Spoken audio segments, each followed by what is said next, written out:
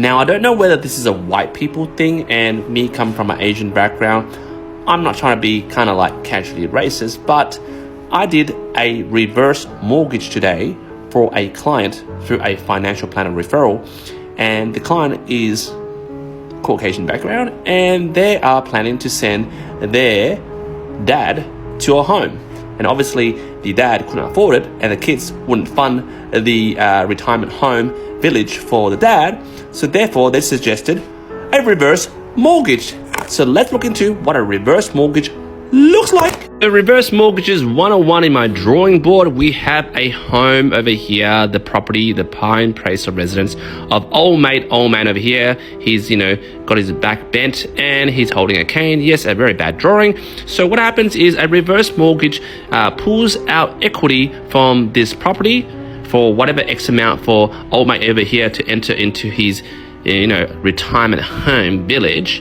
And then plus the accumulated interest. For example, the interest is around 6.69% for a period of years. He doesn't need to make any repayments. This is all accumulated in this home loan plus the interest. And what happens is they will pay out the loan when he decides, old mate over here decides to sell it, or he goes into the coffin, rest in peace, and he carks it and he dies. Now, the obvious perk of a reverse mortgage is that the applicant, which is old mate over there, doesn't need to pay any regular repayments for that period of time of obtaining the reverse mortgage. He doesn't need to show income documents. Obviously, he's on an allocated pension. He does jack or doesn't just watches TV all day and all that stuff.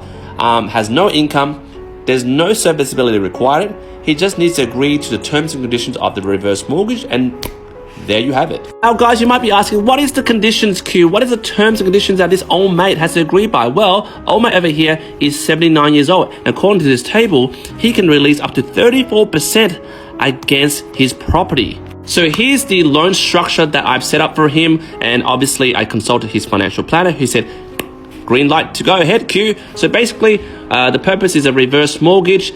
The old mate's house is in Kensington. Obviously, you can guess the value of the property, $3.5 million. If we value it more non-conservatively, probably $4 million. So basically, old mate at the moment has an existing loan of $200K against the property at the moment, and he wants to obtain $800K against the property. So basically, the rate is around 6.29. I think it's jumped up a bit, interest only, and that works out to be under 34%. Because $1 million over 3.5 is definitely less than 34%. And I know what you guys are thinking. 800K Q for a bloody retirement village? Is he living in some sort of penthouse in like the CBD of the city? No, here's the breakdown of the 800K. According to my detailed notes to the assessor, client's purpose for the 800K is broken down into 20K per annum lump sum for home improvements, 50K lump sum for current living expenses, 52K upfront for medical and care, and 4K for health and motor vehicle maintenance. I don't know why he still drives, but old mate is still has it in there. And plus 200K NAB home loan payout. That totals a 326K lump sum payment, and then old mate requires 100K regular payment over 5 years, total of 500K. So that is then leaves him with 174K cash reserve, totaling $1 million. Obviously, this is a complex deal. Got to deal with the financial planner. Financial planner has to do a statement of advice, show it to the bank, and it got settled today.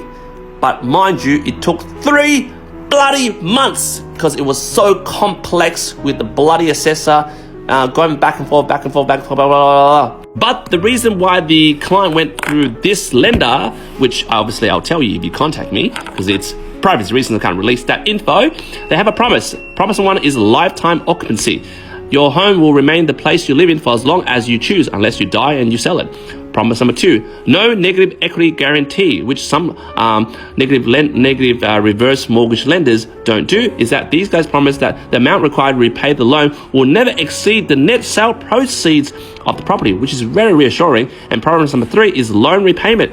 There is no requirement to make any loan repayments until the end of the loan. Now again, the loan is done and dusted, and I don't judge, but throughout the whole process, dealing with the kids, they seem to have this attitude that they just want to get this over and done with, send dad to a home.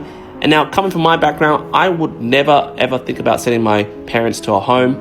I'll probably think of ways to take care of them, or maybe they stay at their home and we provide nursing care where, I have about three bigger brothers will pool our money just to help that. The kids over here earn over six figures, white collar jobs. Even though I don't agree with it, but I did it anyway because it was the financial planner's advice and I'm just the transaction person. So for guys watching this video, jump in the comments, let me know whether you send your parents to a home, and if you can't afford it, would you do a reverse mortgage on their bloody home so they pay for their own retirement home? Me personally, I wouldn't do it, but no judgment to people. I don't think it's a race thing, but I kind of think that the ethnics won't do that to their parents. But then, I don't know, I'm not here to judge. I'm here to just basically stir a bit of your opinion.